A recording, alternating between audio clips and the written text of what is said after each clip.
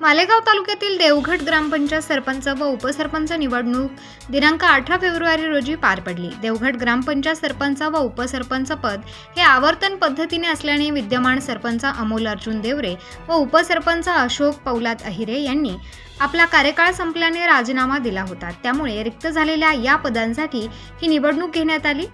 सकाळी 10 वाजेपासून तर 12 वाजेपर्यंत नामांकन अर्ज दाखल करण्यासाठी वेळ होती। निर्धारित केलेल्या वेळेत सरपंच पदासाठी मनीषा रमेश जाधव व उपसरपंच पदासाठी ज्योती रवींद्र बागुल यांचे एकमेव अर्ज दाखल झाले। त्यामुळे ही निवडणूक ही बिनविरोध होईल हे निश्चित झाले होते। त्यानंतर दुपारी 2 वाजता निवडणूक निर्णय अधिकारी यांनी मनीषा जाधव यांची सरपंचपदी तर ज्योती बागुल यांची उपसरपंचपदी निवड झाल्याचे घोषित केले। यावेळी निवडणूक निर्णय अधिकारी म्हणून जेव्ही वाणी यांनी काम पाहिले तर ग्रामसेवक रौंदळ भाऊसाहेब यांनी त्यांना सहकार्य केले। यावेळी ग्रामपंचायतचे मावळते उपसरपंच, सरपंच व सर्व ग्रामपंचायत सदस्य यावेळी उपस्थित होते।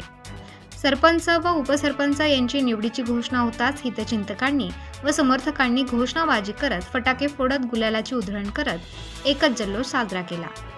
यावेळी कृषी उत्पन्न बाजार समितीच्या संचालक रत्नप्रभा पगार, उपसरपंच प्रवीण पगार, ग्रामपंचायत सदस्य सखाराम निकम, चंदू नाना, अमोल देवरे, अशोक अहिरे, जिभाऊ चव्हाण, अलकाबाई देवरे, कल्पना काकळीस, वर्षा भामरे, सोसायटीचे चेअरमन प्रल्हाद चव्हाण, विद्यमान चेअरमन अनिल सोनोने, दामू जाधव, अमरसिंग जाधव, अभिमान जाधव, मधुकर भामरे, अनिल निकम, रवींद्र बागुल, काळू चव्हाण सह गावातील नागरिक व हितचिंतक व कार्यकर्ते मोठ्या संख्येने उपस्थित होते।